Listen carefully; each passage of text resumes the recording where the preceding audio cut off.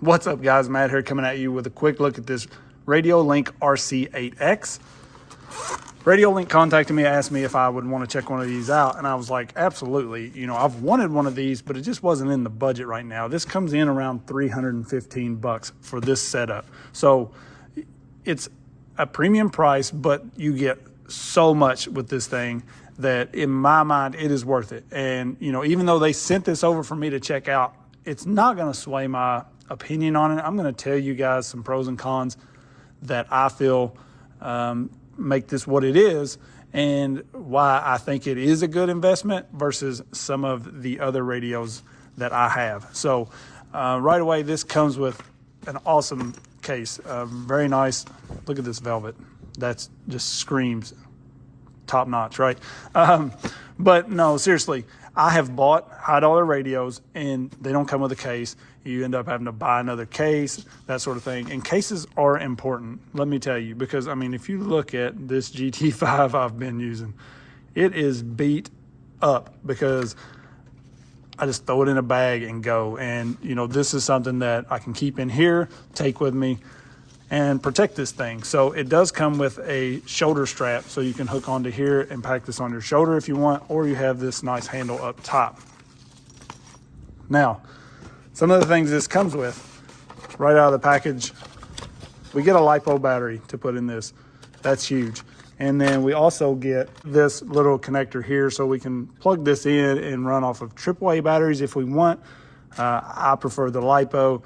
You know, some people have said that this drains batteries quick, but we'll talk about that in a minute.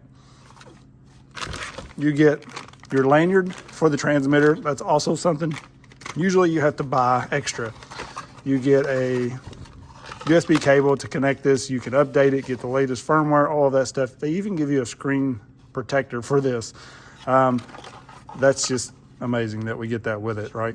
And then you get some tools here because we can actually change a few things on this. So we'll get to that in a sec. So I'm going to pull this case, get it out of the way, and that way we can talk about this radio. But just take a look at the nice padding in there. This thing tucks away in there very nice. And you don't have to worry about it.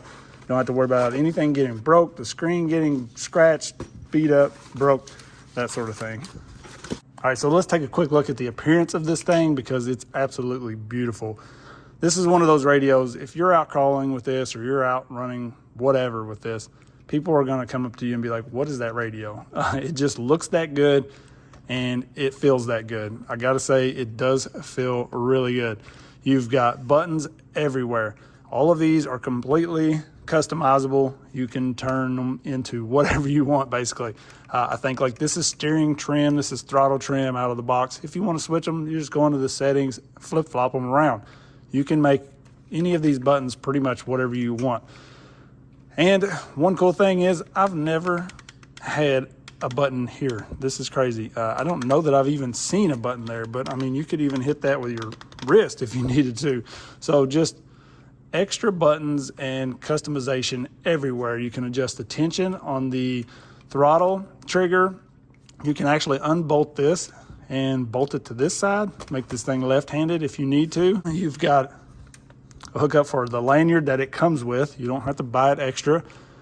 Just lots going on the outside here. We've got all of these ports on the side. Oh, is that not sweet? There's just something I love about doing that.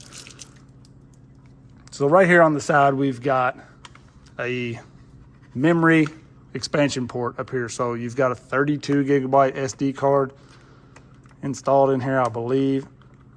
How does this open? Okay, pulls out. So you got a 32 gigabyte in here. You can run up to a 64 gigabyte. You've got a simulator function port, like a FPV head jack thing, to where you can use a headset with your FPV and like it'll head track everything. So if you wanted to have the driver on your crawler hooked up to where when you turn your head right, he turns right, the truck turns right, it will do all of that. You've got a Type-C port, you've got a 3.5 millimeter headphone jack on here, just a little bit of everything. So this is the port for the FPV display holder thing, I believe. I would like to get this where I can get my camera on the front of it somehow, like I did with the Noble.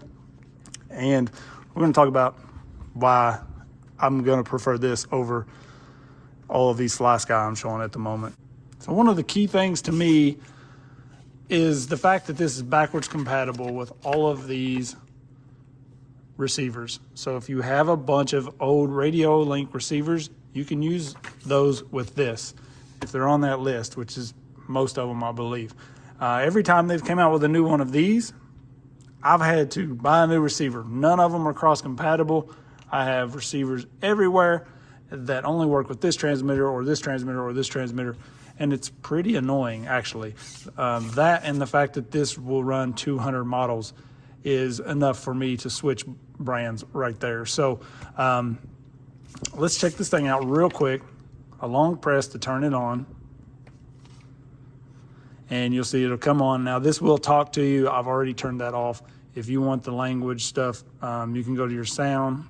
You can turn this on, and it'll make beeps every time you select something. That is nice, but I just don't want it talking to me all the time. But it is nice to know what's going on here. So to get into the menu, you just click the little gear down here, pulls up, everything's touch screen. Even beeps when we change screens. One thing you can do with this, and I wanted to show you guys, and of course I couldn't find my FPV camera that I have.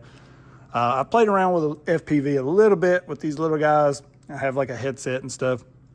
But this will actually turn into half of this screen can be your FPV display. So whatever your camera is showing will show up here, and it's a very good looking screen, good picture. I thought that was very cool. But anyways, we can change our language.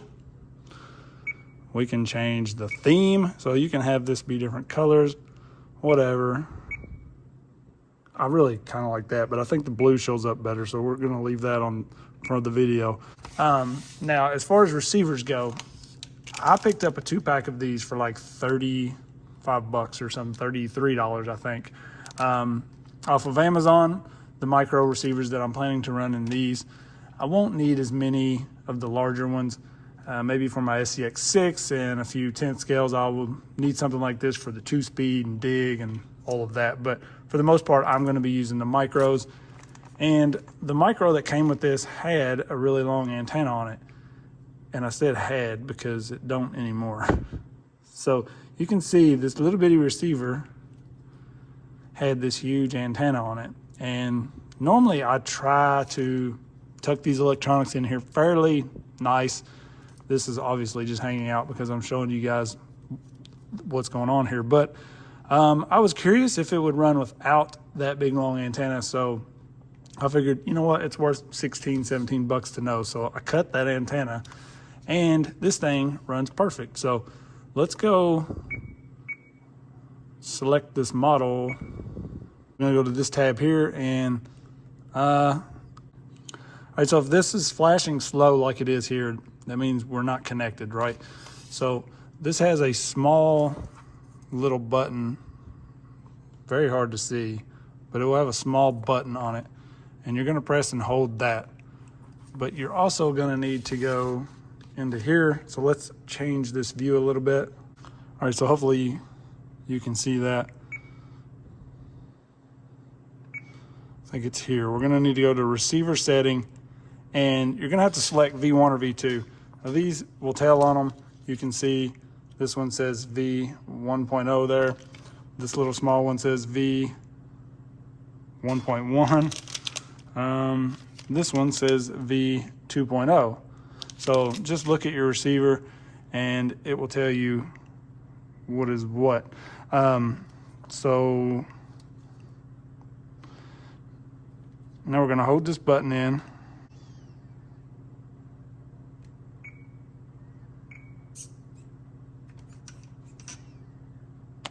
And there we go. So binding on this is really one of my only downfalls. You have to be on the correct version, I guess. You can click on that and it will tell you the receivers. But what is weird is like it has the R4 FGM here on the version 1, V1. But if I look at this one, This is its V2, and earlier I had to connect it on the V2. That's where we could, I guess, maybe get into updating the software on this, and maybe those things are straightened out a little bit. But you can see now we have this thing connected, and I have my 4-wheel steer on this dial. So you can do your 4-wheel steer right here, 4-wheel steer mixing. So you can go to this and you can set up to where you have your different types. So you can have front steer, 4-wheel steer, crab steer. You can also have your just rear steer. You can set this up on a switch to where you can just hit a button and it will change the modes, whatever. I just prefer mine on the dial because I don't have to cycle through modes or anything like that. Even though it's quick, you can just tap a button. If you need just a little tweak one way or the other while you're driving, so you can just use this knob right here. You can see right now, if I turn left, it turns right. So that is where we're gonna have to go to our channel reverse, and we're gonna have to reverse that. So now we're turning right and we turn right. Throttle backwards as well. So channel 2 is our throttle. We're just gonna do that, and now we're good. So pretty simple there. This is not super smooth, but it is fast. Looks like my steering trim was off a little bit. So that is on this right here. We can tweak that left or right, whatever we need. And then we can also do our endpoint. So to the right, our max is at 100. You can click on that if you've got more steering there, which I think we have a little more. Yeah, that's pretty close right there, actually. So to the left, looks like we're pretty much bottoming out to the left. I think we're pretty good on it, but that's where you'll set your endpoints as well. So lots of tuning options in here: channel reverse, endpoints, sub trim. This is where I'm going to be most of the time. You can also just scroll up and down on this if you want to go through the pages, but if you know where something is, you can click it here quickly and you don't have to scroll, right? You can just go to that page. So most of the time I'm going to be here or selecting my models, but you can just scroll through here if you need to for whatever settings. You've got throttle delay, all sorts of cool things. Like the throttle delay would be pretty good. Racing, I know you can use that maybe for when you're coming out of a corner or something where it doesn't just instantly hit the, wide open punch. If you punch it, it kind of eases out of it and then hits wide open. So that's something you can do as well. And then this is where, like I said, you'll do your 4-wheel steer mixing, the dual ESC mixing. That'll be something I'll have to figure out for like my bully. I'm running 2 motors, motor on axle with it, 2 ESCs, have to sync them up to run together. And then I like to put it on a switch where I can just hit a switch and maybe lock the rear or lock the front, etc. So that's something I'll have to figure out eventually. But so much tuning in here. And then this is where you can do all of your firmware updates and stuff. I'm not getting into that because I'm good with how this thing works right now. So for me, I'll try to update that firmware and I'll brick this thing and it'll be useless. That's my luck. But as you can see, the 4-wheel steer setup is very nice, and I can't wait. I've got a knob ordered that I think I can make fit on here, so that will help me maybe do it with this thumb while I just continue driving. But even if I one hand steer it and use this to work my rear steer, it's going to work. So to the right, I'm basically turning the truck right. To the left, I'm turning it to the left. So you can use that on the fly, and when you need just a little bit, that's where that comes in handy. If you need a little bit to the right here, but a little bit maybe to the left there, you can do whatever you want instead of having to cycle through modes. And for me, that's the best way to do 4-wheel steering. But let's set this up with a dig setup on one of my 110s so you guys can see that as well. And then we'll kind of go through our closing thoughts on this thing. All right, so now we're gonna set up our dig, and I want mine to be on this switch down here. I feel like I can hit that nice and easy when I'm driving. So you can see we're going 120 one way, 120 the other. So we want to turn this down. So we're going to turn it way down so that we know when we plug this servo in, it's not just going to push this thing full tilt and burn it up before we can get our endpoint set.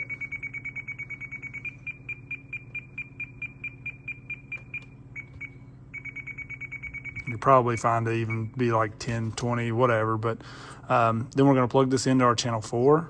Should see the servo move a little, tiny bit. Okay. Now you can see our range of motion there is not much. So we want to turn that up a little to get our endpoints.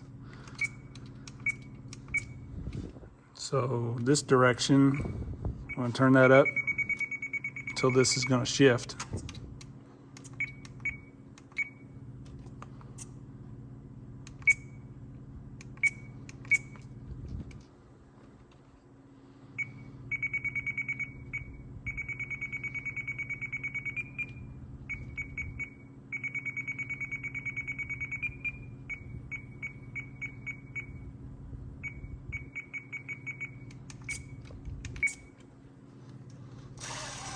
Right there we should be 4-wheel drive. There we should be dig locked. 4-wheel drive. Dig is locked. So that seems like it's going in pretty hard. I'm going to turn that down just a little bit.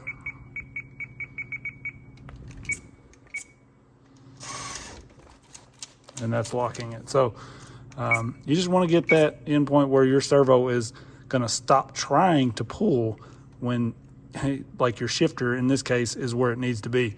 Same thing with your servo on your steering, right? So because if this servo's still trying to turn and this is maxed out as far as it'll go, obviously you're going to burn up your servo. But now we have our dig on this switch, which is nice and easy. When I'm crawling, I can just be driving. This thing has fits if you get too close. So that's kind of odd. I don't really like that. Like, I'm fine here. If I get it here, you see that start flashing and it just starts going nuts. So you can't have your transmitter very close to your receiver, apparently. But everything works just fine. All right, so let's talk final thoughts on this. I am loving it. You can see I've already kind of made it my own. I found this mount that I had bought a long time ago that didn't work out, and it worked perfect on this. So I just added a spacer in here and then used the nut that came with the mount, and it worked. Maybe it's not perfect, but it does hold my phone well, and it will be good enough for me. They do make like an FPV display holder. I was looking at it online, and it looked very similar to this, and that made me think that I could probably make this one work, and luckily it did. They also have a thumb grip for one-hand driving that is made to fit this well, and I like the design of it. It kind of sits back here to where you can still drive normal if you want. So that's definitely something I need to find where to purchase that and pick one of those up. Everything else about this, I really like it. The binding was a little different. I just wasn't used to it because I'm used to having a bind plug and it just, you know, turn it on and it binds or whatever, hold your mouth just right and whatnot, hold this button, that button. But pretty simple process. Once you're used to it, you just select the correct version or whatever and it binds up fine. The only thing I didn't like, really, for the most part, is when you put the lipo in, it rattles around. So I just cut a piece of foam. I set it in here, toss that back in, and that solves that problem. So anybody can fix that. No big deal at all. Boom. Problem solved. The good thing about the lipo, you know, people are saying that it kills batteries fairly quick. These have a JST plug on them. For us with the micros, we have batteries around everywhere with those probably. This is just a 450 mile battery, For MoFo, it is a 3-cell, and this will run from 2 to 4S. So we can plug this thing straight in, and it will work as well. So that's nice. You know, I've got backups around here everywhere to run this thing. Maybe they're not quite as big a battery. Boom, fired right up. So this is a 1,700 mile pack. I've seen these on AliExpress already for like $5-6. You know, probably a little more than that shipped, but still, yeah, that's dirt cheap. So keep a few of those around, keep something like this around. I have tons of batteries with those connectors. One of the other features I found out by accident, just messing around with this. So when you're running, oh, okay. If you just click that button, it turns the display off. So while you're running, that should save a ton of battery. If you need to see what's up, you can just click it again. It comes right back on. So, and it's kind of nice that she talks to you and it beeps. You know when you're accidentally hitting stuff. So I think I am going to leave that on now. And man, this thing is really, really nice. I know it's pricey, but in my mind, it's well worth it. I bought like a DX5R years ago, paid $350 for it. No, actually, I think I paid like close to $500 for that thing when it first came out. Absolutely hated it. This, I'm already loving it. So I got to go order a bunch more micro receivers, and then I'm probably going to have some transmitters for sale. So you guys let me know what you think about this one. I appreciate you sticking around this long. Definitely check this one out. If you're on the fence about it, you've been looking at it, I think it's well worth it. So you guys let me know what you think. Peace.